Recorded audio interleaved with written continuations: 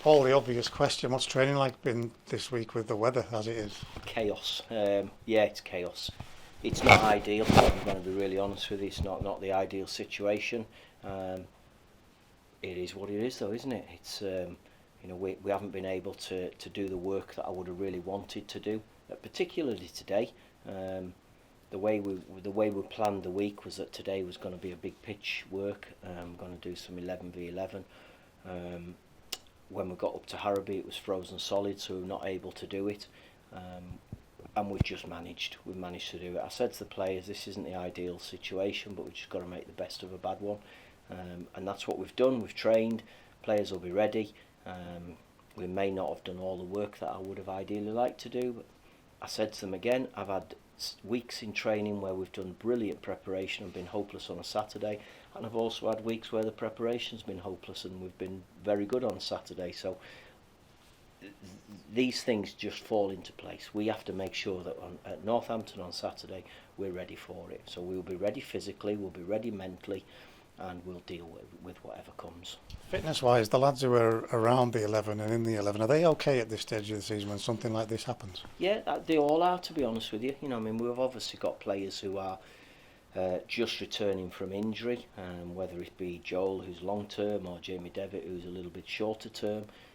They're not fully match fit, but in general they're fit. We give them last Friday when we found out that the game was off, our home game, we had a proper physical session. We got them in on Saturday morning and we had another physical session. Monday we were able to do a gym based session on spinning bikes, which is a fitness session, to get them off the feet because there was no facility that we could use.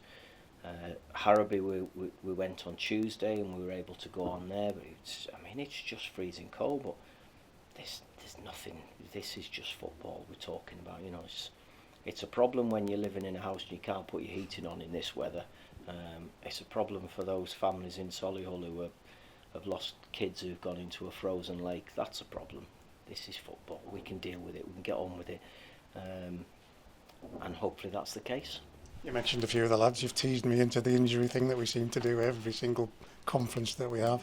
The likes of Ben Barkley, Marzi, Joel, Dev, are they any closer to getting back? Because this week, I suppose, is a bonus for them. Yeah, well, Dev and Joel certainly are. They've had the training, so they're okay. Amari, we're just loading indoors at the moment. He's not been out doing any running. He's ran on a treadmill. He's doing the loading work in the gym that he can do. Maybe I was hoping that Bradford he would be available. It's maybe a little bit too early. The same for Ben Barkley. He's returned. He's still got a bit of swelling in the ankle.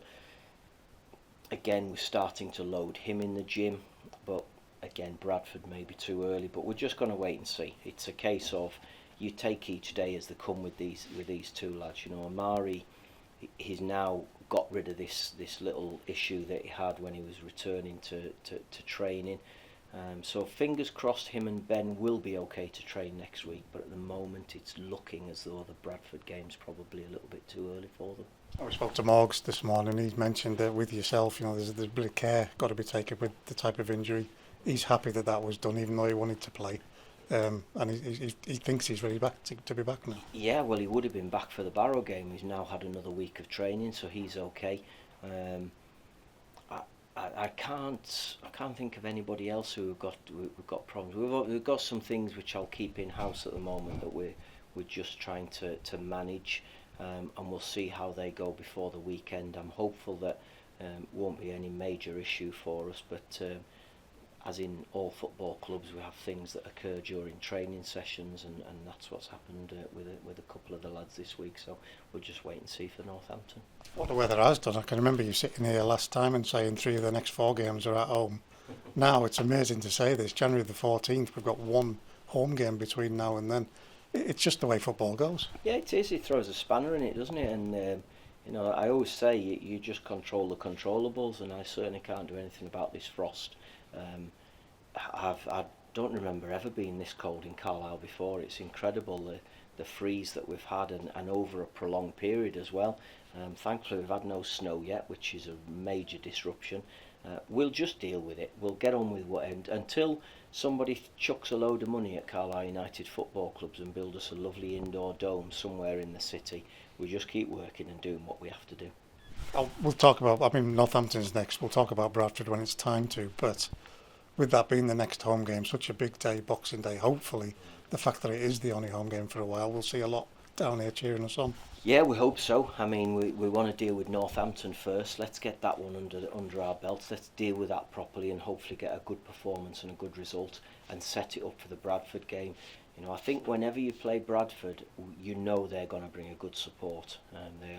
They've got fantastic fanatical supporters, and so have we. And we want to make sure that it's our fans who are making the noise on that day, hoping that we can give them something to cheer about at Christmas. With a performance and a result to back up what we do at Northampton. Northampton sound confident. I think every one of us has spoken to our counterparts down there.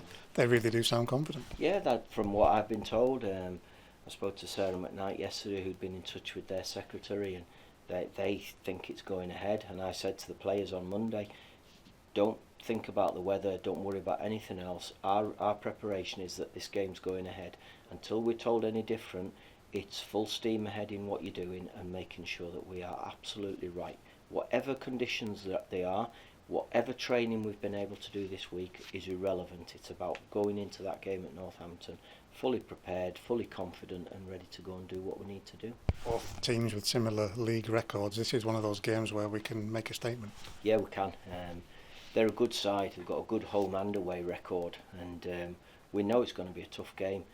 I would imagine they'll be looking at us as well and thinking it'll be a tough game. You know, we've had a good 20 games in the league, and as I've said many a time, the next one's the most important, and we hope that after 21 we're in an even better position. They've always been one of the fancied teams from way back in June, July, but that never phases us. No, it doesn't. No, we've done well in that type of game. You know, I mean, even when I look at the Orient game, they've had an outstanding start. Without Edmo getting sent off, I think we'd have been a proper match for them on that particular day. So we've done all right. We've done well against the top sides. We've done well against the other sides, and we've just got to keep it going. You know, as I said, there's 26 to go, and this is the next one for us, a really good one. But I look at them all. I look at this one. I look at Bradford. I look at Crewe. I look at Doncaster. Next little block of games. Great games to look forward to, and hopefully we're able to go and make the most of them. Similar to us again, they've got a guy in great goal scoring form, but they've got different ways they can play.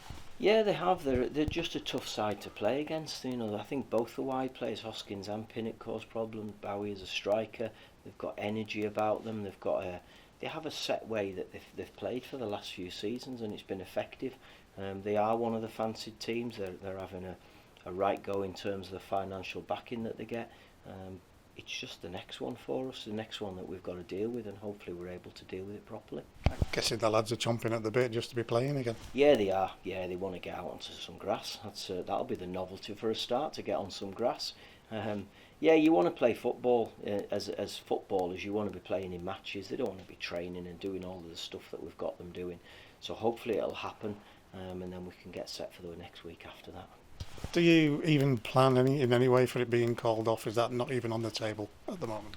No, not at all. We're planning that the game's going ahead, and we'll get all of that preparation done until somebody tells me different.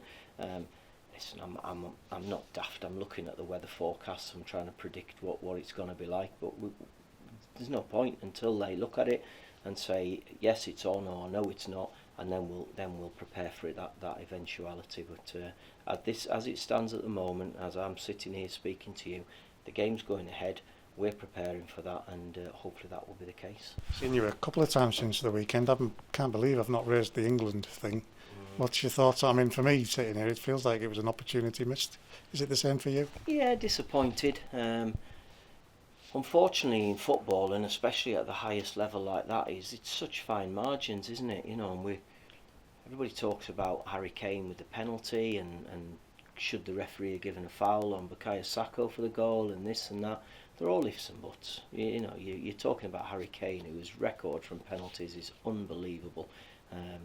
Law of averages say that he's going to miss one at some point. Unfortunately, it happened to be in that game. I thought they did well. I don't think they did enough to win the game, but I don't think they did enough to lose it either. So it's just that fine margins that turn games on the head, and you've just got to get on with it. The sad thing about international football is they don't get another chance to correct it for 4 years on a World Cup stage. We're lucky we're in the level that we're at. Our game comes thick and fast if the weather's kind to us. As a teammate, when you're on the pitch, if you've got a guy who's took a penalty, do you have any influence at all over getting another one and saying to him, maybe not this one, let somebody else do it? I think with Harry Kane's record, probably not, no, to be honest with you, because he has been so good at it. I've got to say, when we got the first penalty, I had a bit of a worry with it being Hugo Lloris in goals, because he would have faced Harry Kane so many times on penalties, and that's one thing I picked up preparing for penalty shootouts, is that they're more beneficial to the goalkeeper than the outfield players, because they see little things. So I did have a fear on that first penalty. When he smashed it in, it was, I don't know why I wasted my time, and then I didn't really think it for the second one. I don't know what went through Harry Kane's head. He obviously tried that little bit harder, gave it a little bit more. You could look at all coaching points of how his technique and all that, but it's just one of them things, and I feel sorry for him because he's been outstanding for England. I feel for them all really, because they were so close, but as I say, it's so far away to get another opportunity now. Must be one of the hardest text messages you've ever sent. Are you able to say what you said to Gareth? No, I just said, I forget what it was now, just something along the lines, I'm gutted for you all. I thought you were so close but so far away, and I just said to him, just go and enjoy your time with your family. I don't think he can have many regrets about it, because I thought the decisions he made were right, even the substitutions. People criticise the fact Jordan Henderson was put on, but there was a reason and it was effective, and the subs he made in all of the games I thought were effective. So it's just that thing, it's fine margins, and if you fall the wrong side of it, you go out the competition and you go home, and that's what we've had to do. Is it written in the stars for that number 10 in blue and white? I'm going to be really honest with you, I don't actually give them monkeys.